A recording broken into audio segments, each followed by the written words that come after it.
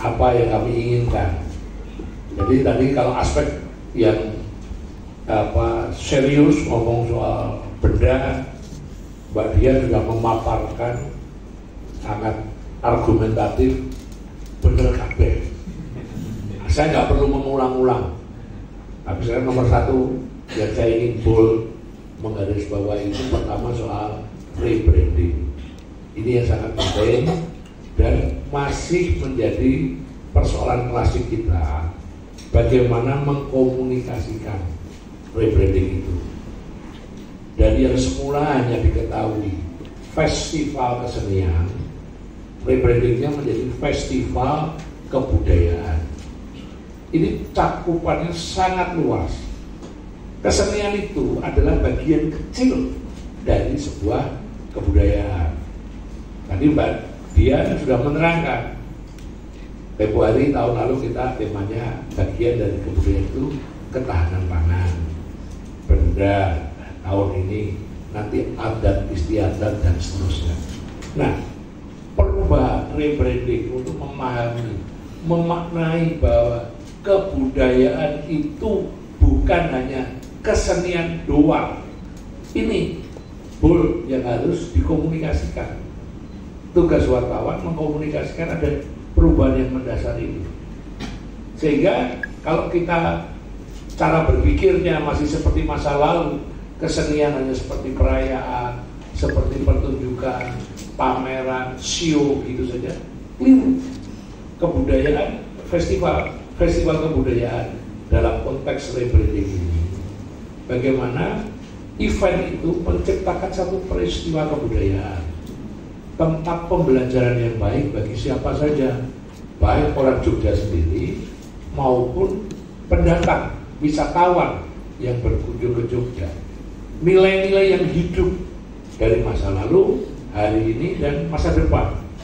Bagaimana kekayaan kebudayaan itu bisa menjadi inspirasi semua orang dari etnik manapun misalnya. Nah, ini yang perlu dikomunikasikan.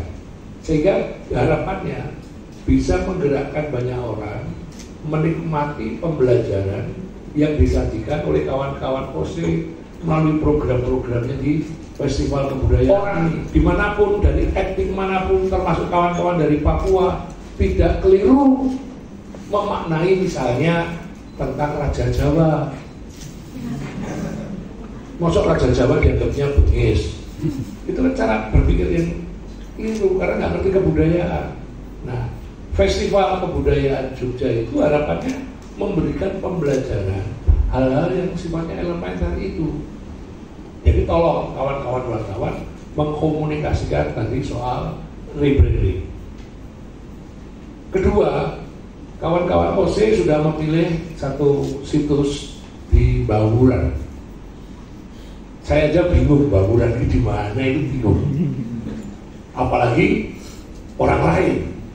Nah, ini juga minta bantuannya kawan-kawan jurnalis mengkomunikasikan tentang Bahuran. Bahuran itu adalah apa, lokasi, titik lokasinya di mana.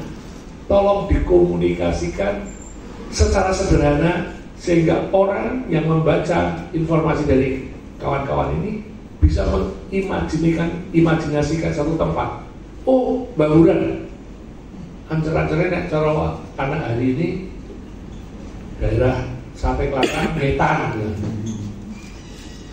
Saya tempo hari ini tidak tahu loh, titiknya di mana ini.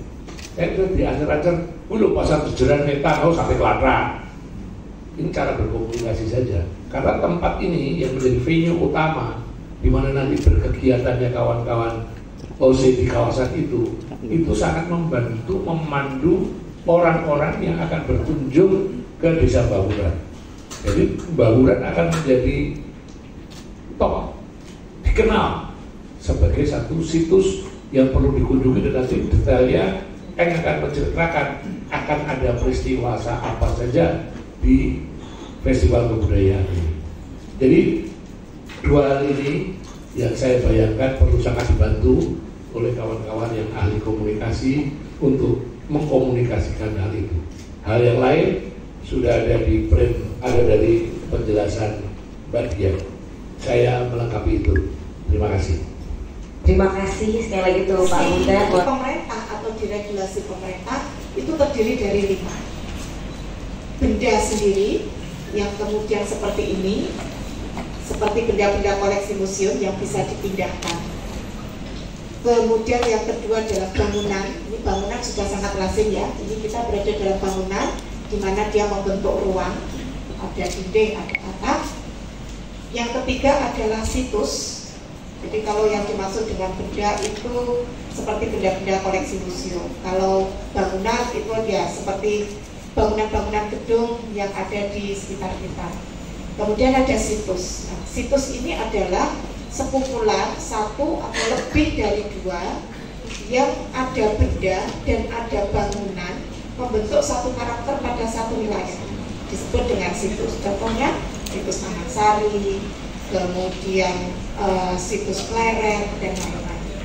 Nah, kemudian kumpulan dari lebih 2 situs yang memiliki satu kesamaan karakter historis itu membentuk yang kita sebut dengan kawasan.